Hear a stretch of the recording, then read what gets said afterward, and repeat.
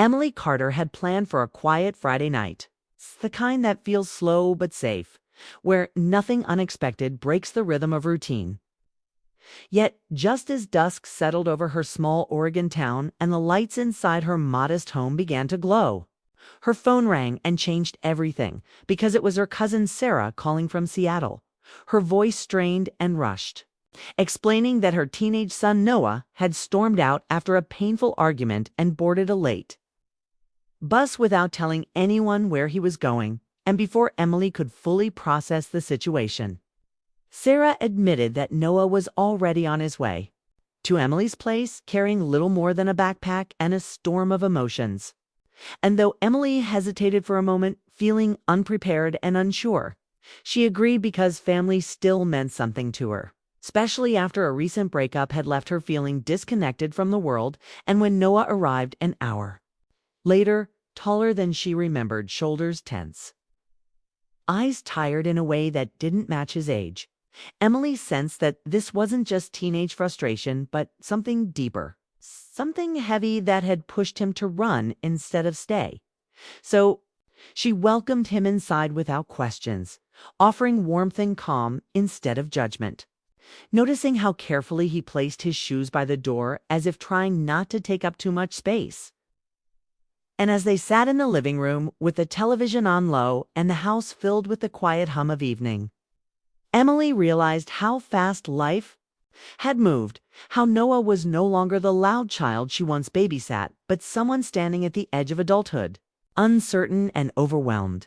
And though she kept her tone light, she felt the weight of responsibility settle in, knowing that this night mattered more than either of them fully understood. Because Noah wasn't just seeking a place to sleep, but a pause from pressure, from expectations, from feeling misunderstood. And as minutes passed and the silence stretched, Emily noticed small details. Like how he avoided his phone and stared at the floor, how his answers were short but polite, and how he seemed relieved just to be somewhere quiet. And instead of pressing him for explanations, she chose patience, sharing casual stories about the town and offering food he barely touched.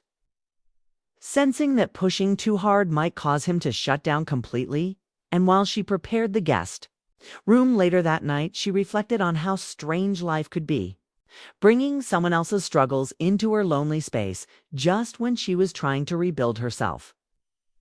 And when Noah finally spoke, admitting softly that he didn't know what he was supposed to become or how to stop disappointing people, Emily listened closely, recognizing that confusion didn't belong to one age or one generation, because she had felt the same lost feeling after her relationship ended. And though she didn't share everything, she let him know that feeling unsure didn't mean failure, and that sometimes stepping away was the only way to breathe. And as the clock crept past midnight and the rain began tapping against the windows, Emily sensed the night carrying a quiet tension. Not dangerous or wrong, but meaningful, as if something important was unfolding beneath the surface. And when Noah finally headed to bed, thanking her with a tired but genuine smile, Emily stood, alone in the hallway, realizing that this unexpected visit had already changed the mood of her home, filling it with purpose instead of emptiness. And as she turned off the lights and sat in the silence once more, she couldn't shake the feeling that this was only the beginning. That this single night, which had started with a simple phone call, was about to leave a mark on both their lives in ways neither of them could yet imagine. Morning arrived earlier than Emily expected, bringing pale light through the curtains and the steady sound of rain, and as she moved through the kitchen, making coffee and eggs, she felt the strange energy of having another person in the house again. Not uncomfortable, but unfamiliar, because Noah came in quietly, already dressed, his hair still damp from washing his face, and he sat at the table with a guarded calm that told her he hadn't slept well. And instead of filling the silence with questions, Emily talked about small things, the weather, the town, how weekends used to feel longer when she was younger, and Noah listened, nodding, barely touching his food, his thoughts clearly somewhere else. And after breakfast, she suggested they clean up together, not as a task, but as a way to move without pressure. And as they folded laundry in the living room, the quiet became easier, less heavy, until Noah finally spoke, admitting that everything felt like it was happening too fast, that school, expectations, and constant comparisons made him feel like he was already failing at a life he hadn't even started yet. And Emily didn't interrupt or correct him. She simply listened, understanding that being heard mattered more than being fixed, and she told him that fear didn't mean weakness, that many people hide it behind anger or silence, and that even adults often pretend they know where they are going when they don't.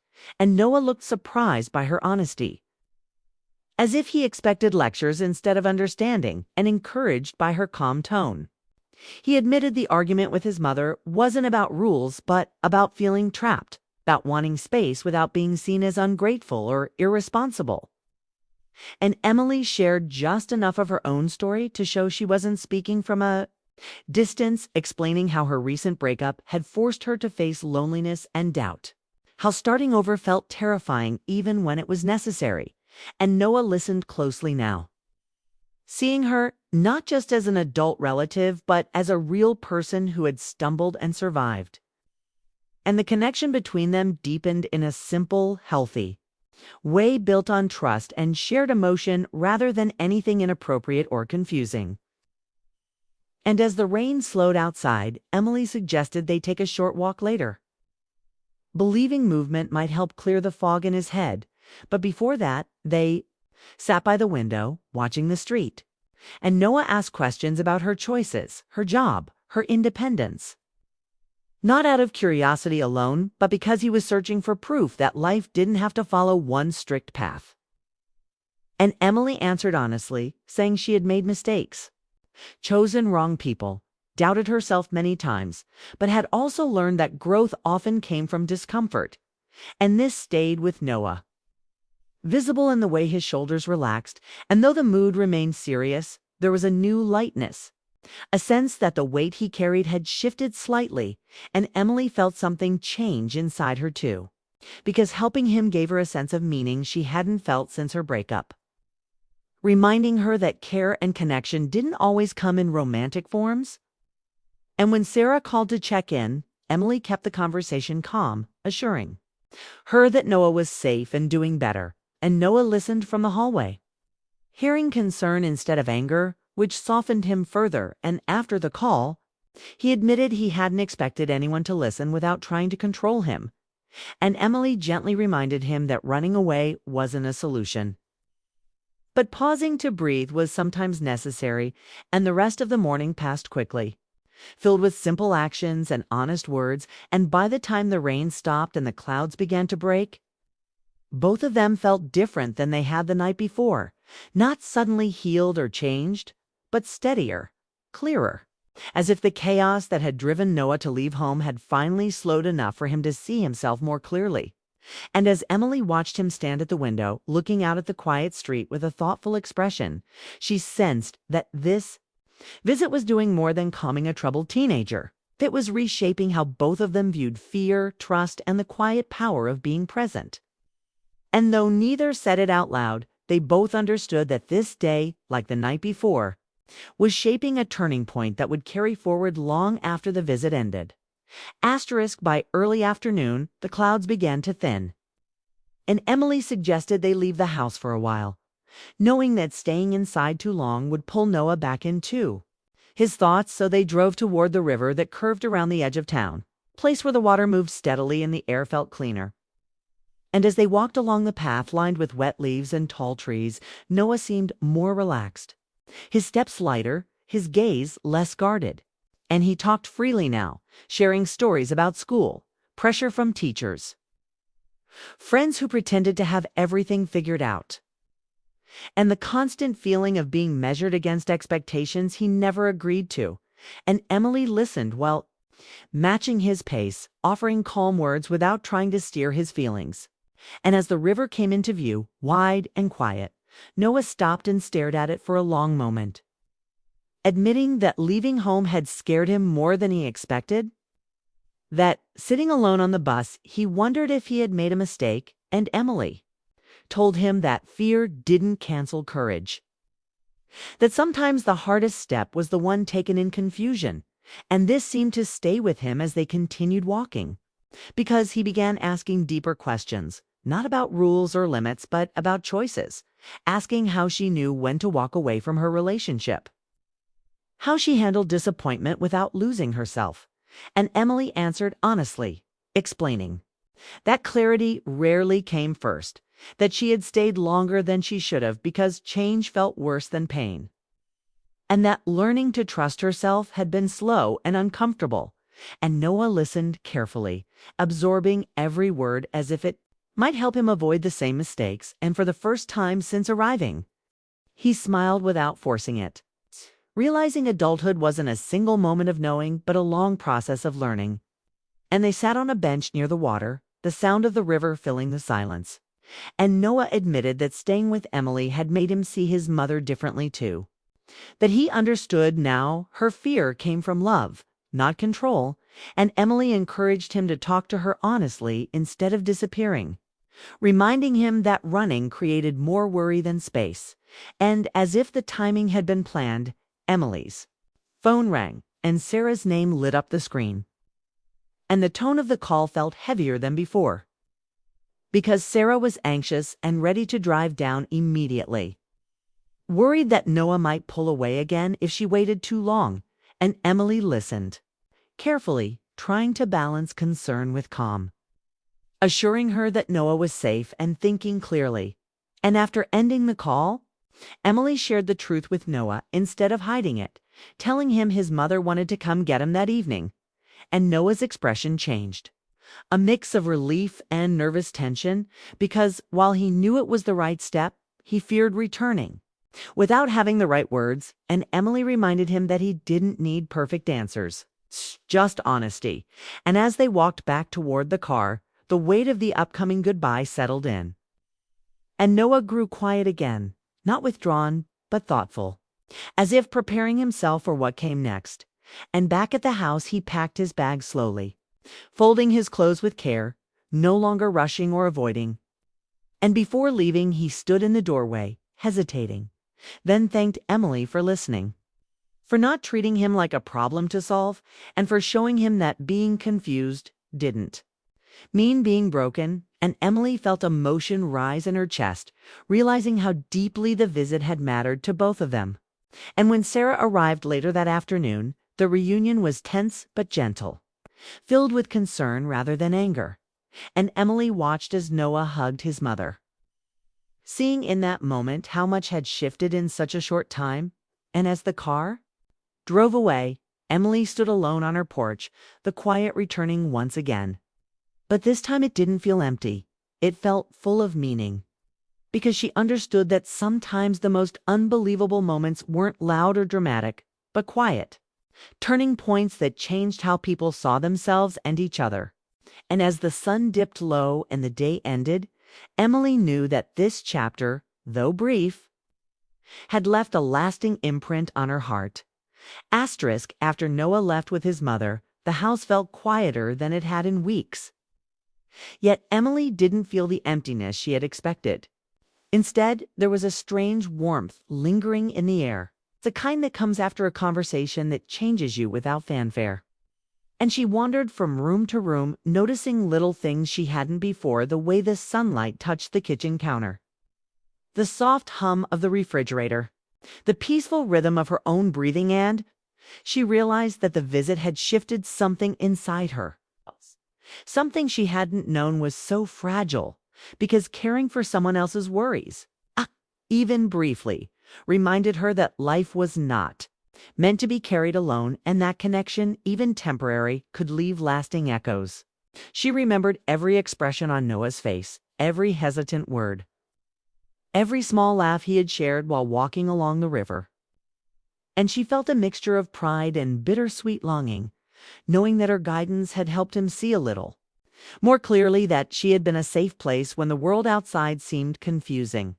And she thought about how quickly life could move, how a single night could carry more weight than weeks or months. And it astonished her that such a brief visit could leave an impression so deep, because she wasn't just reflecting on what she had done for Noah, but what he had done for her too. He had reminded her of her own resilience, of the hope that had been dulled by heartbreak, of the quiet strength that came from being trusted and trusted back. Emily sat by the window, sipping tea, watching the last golden light of the day filter through the trees. And she found herself smiling at the memory of Noah's thoughtful questions, the way he had paused to consider her answers, and the sudden honesty that had appeared between them, unforced, unplanned, yet perfectly timed. Because sometimes the right people arrive in your life not to change your world entirely, but to illuminate a path you hadn't noticed before. And she reflected on the subtle lessons she had learned alongside him, the value of listening without judgment, the courage it takes to admit confusion, the beauty of being present in someone else's moment without rushing to fix or advise.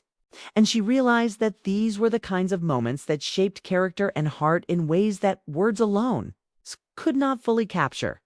The house, once heavy with her own sadness and lingering loneliness, now felt lighter, infused with memory and quiet gratitude.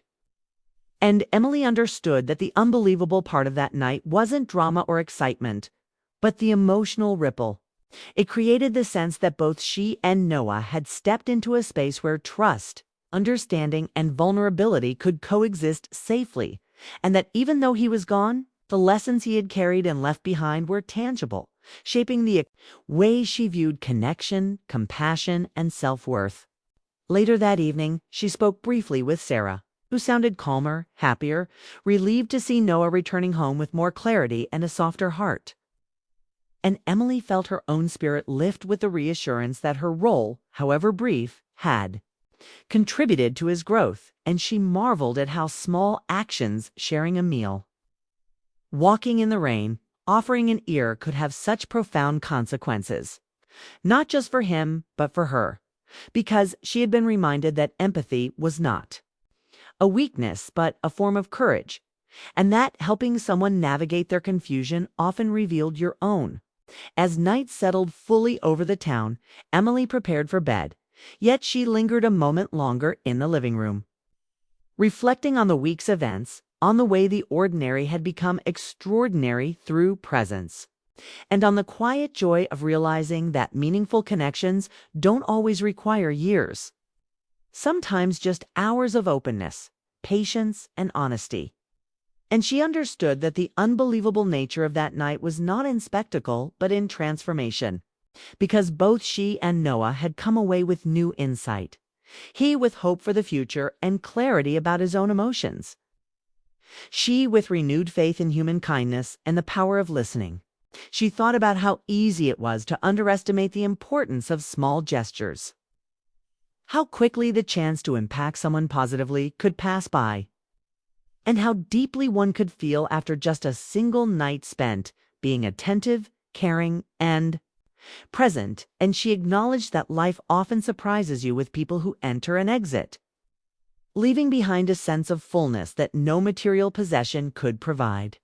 Emily finally sat quietly in her bedroom, her mind replaying soft moments from earlier, the laughter shared over spilled coffee, the thoughtful pause by the river, the way Noah had opened up without fear. She realized that she had been part of something rare and meaningful, that human connection in its simplest, purest form could be transformative, leaving both parties changed in ways that were almost invisible, yet impossible to ignore. And she felt a swell of gratitude for having had the chance to be present for Noah, to offer him support without judgment, and to discover that she too could heal by helping someone else heal. The night deepened, shadows stretching across her room, and Emily lay awake for a while longer, considering how life often weaves moments of learning, empathy, and emotional resonance into unexpected circumstances, and how something as simple as welcoming a family member into your home could trigger growth, understanding, and reflection far beyond what anyone anticipates. And she understood now that this was the true power of human relationships, the ability to quietly change hearts, provide perspective, and leave an imprint that lingers long after the people have gone. As she finally closed her eyes, she felt a sense of peace she hadn't experienced in months.